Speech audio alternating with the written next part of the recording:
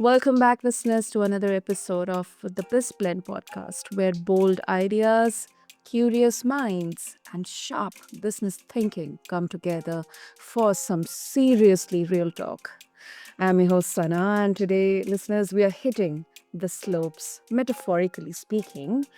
Our guest, Dominic Levesque, is no stranger to high stakes terrain, whether it's on a snowboard cutting through powder or navigating the steep inclines of organizational transformation.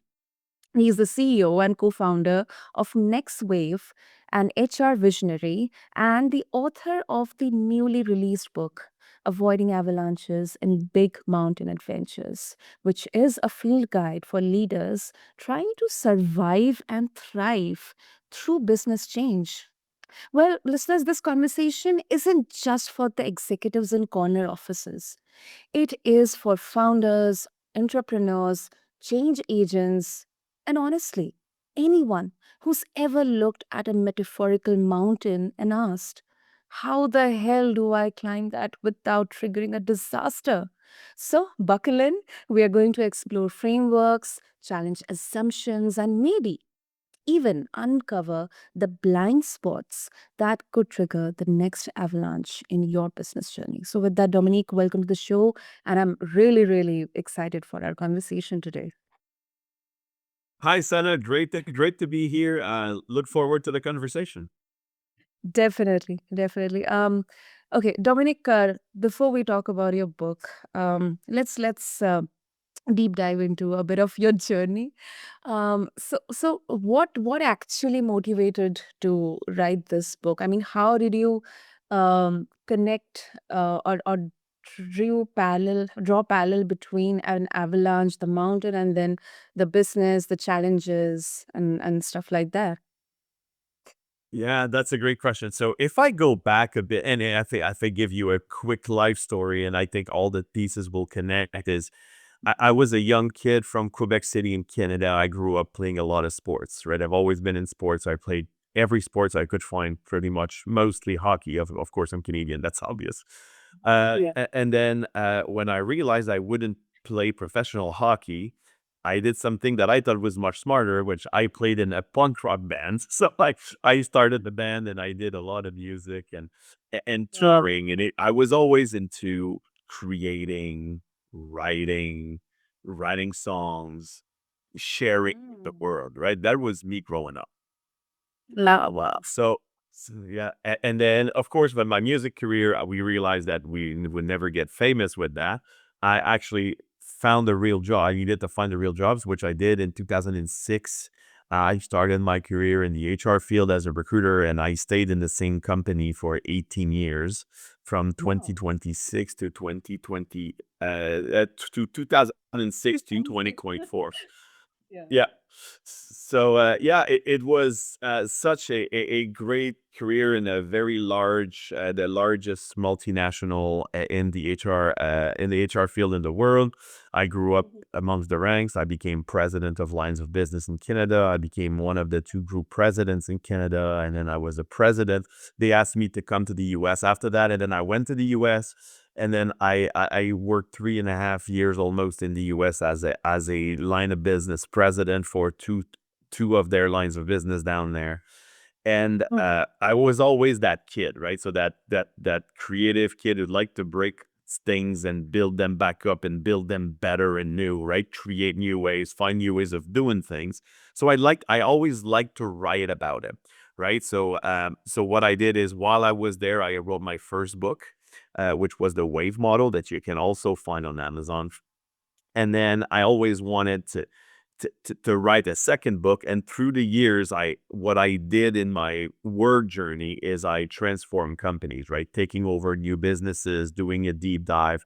So with time, and helping companies do the same. So with time, I created a model that I used every time I took over a new line of business. I worked with a new customer, and that model got created, which is the AB model, which was at the foundation of Avoiding Avalanche.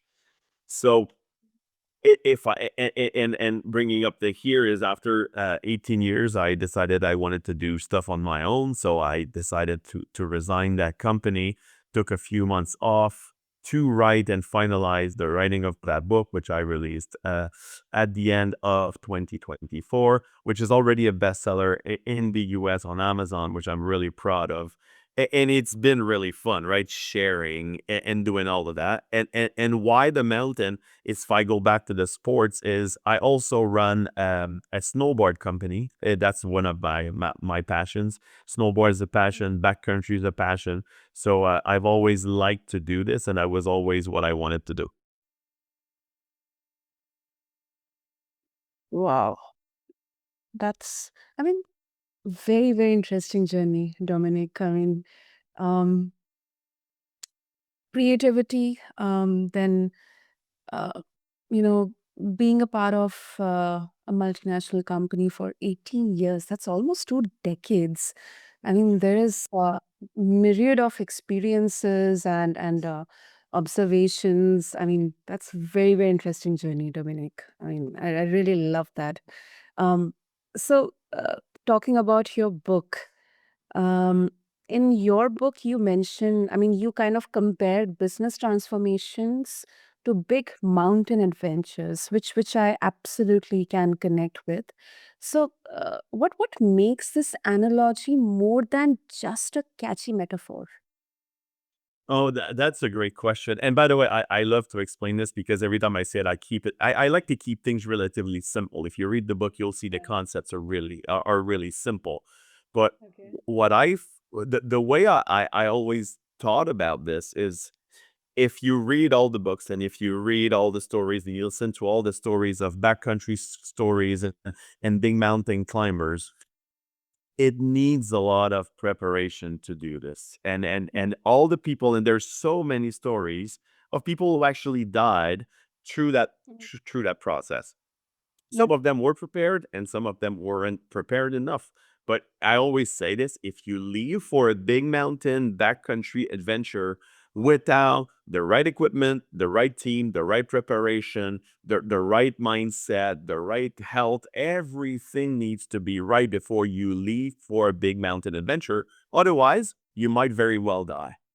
The analogy works the same for business. If you leave for a business transformation and you don't have the right team, the right equipment, it's not the right time, you don't have the right commitment from executive, competitive landscape, you don't right, the conditions aren't right, you might very well kill your business. And it's the same thing. So the first 4 chapters of the book are actually talking about this. How do you decide when to go, and what do you need to do before you actually go? Because going is probably the most important decision you're going to make, both in big mountain adventures backcountry or in big organization transformations. Mm. I mean, that is so, so right, Dominic. And uh, the one thing I would also like to add here is there's a lot of risk taking. When we imagine about the mountain climbers. I was watching the other day a documentary on Nepali Sherpa who climbed 14 peaks, the world's highest 14 peaks. Um, and there was one specific peak, I think it was K2 or something, where statistically, if you look at the numbers, um, more and more climbers have actually died because it's a very, straight slope. It cannot be climbed easily. So most of the climbers during when he was there, they weren't ready because uh, if they looked at the data and the statistics and they decided no, I mean there are more chances of dying than climbing. But then also he took a very calculated risk.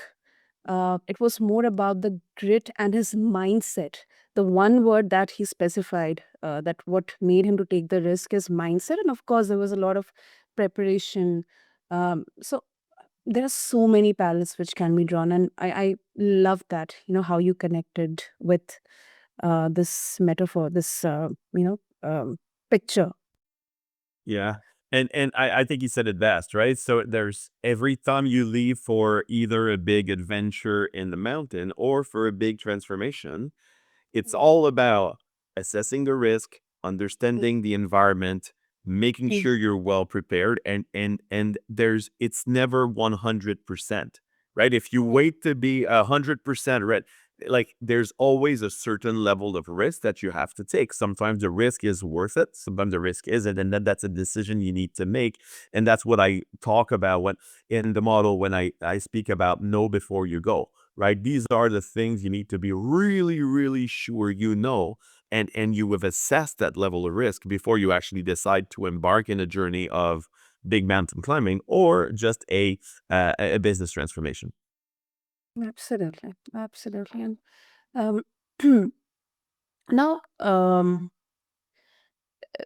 you're talking about your frameworks, the wave model, and then the new avalanche framework. Uh, I'm curious to know, Dominique, that is it realistic for organizations, especially in today's day and age, to adopt frameworks when people um, inside they may feel burnout, they may feel skeptical, especially considering today's, whatever the trends are there regarding layoffs and restructuring and stuff, or simply who are resistant to change, because right now changes are happening, month by month, like month on month we are seeing rapid changes logically, or from the human side processes and all.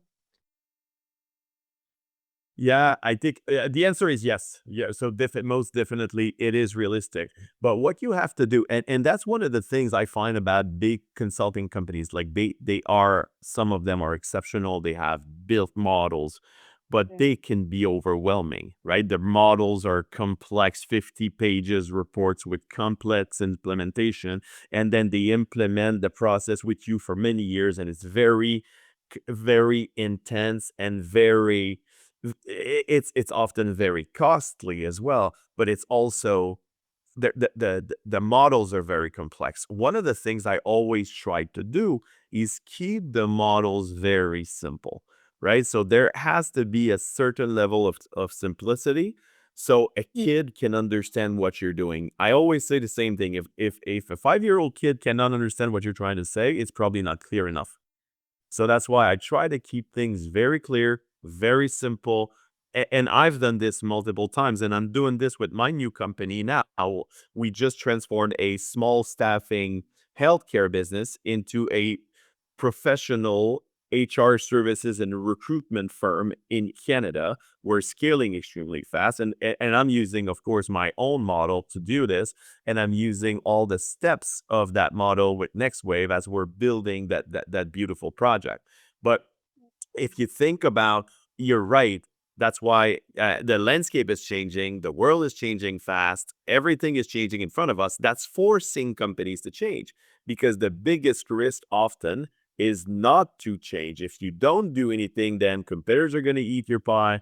Then somebody's gonna come in to disrupt your business. So that's why companies need to continue to evolve and transform, but it's also not a straight line. And I talk about this quite a bit in my book, but also to every teams I've worked with. It's all about collaborations. It's all about partnership. It's all about transparency, but it's all about as well course correcting in the process. Because if you continue with that straight line, you will probably fail. So that's why there is going to be ups and downs. There's going to be shift. There's going to be things you got to correct in the process always. Totally, totally. That makes sense. Um, and Dominic, now moving on to a bit of a personal, kind of reflection. Since you have been into multiple fields, I mean, especially in creativity, you have been an athlete, musician, now a CEO. Um, what personal failure or, quote unquote, avalanche moment taught you the most about resilience in leadership? I mean, any anecdote or moment or even that you would like to share with us? Oh my God. And by the way, thank you for the question, because one of the things I always tell when I give conferences or I speak in podcasts is, as leaders through our careers, we learn a lot more from failures than from successes, right? So, because failures is what teaches you how to move forward, it teaches you resilience. So, I've had a bunch of failures in my career, right? So, and we're not, and nobody is is protected from more failures, right? I will fail again, and it's okay, right? As long as you learn from them, you correct them, and make sure that you control the failures to a level that doesn't kill you, right? And if you just think back about the financial crisis in North America, 2008 to 2009, big financial crisis. I was a new leader. I had never experienced it managing teams in a crisis. Of course, the results were rough. Our mind, like the culture of our teams was rough. We had to make really difficult decisions and layoffs and letting go people and performance management and micromanagement. It was very, very hard at some point to be a leader in those times, right? And then you gotta learn to lead through those times through keeping your people together. I would say when COVID happened, right?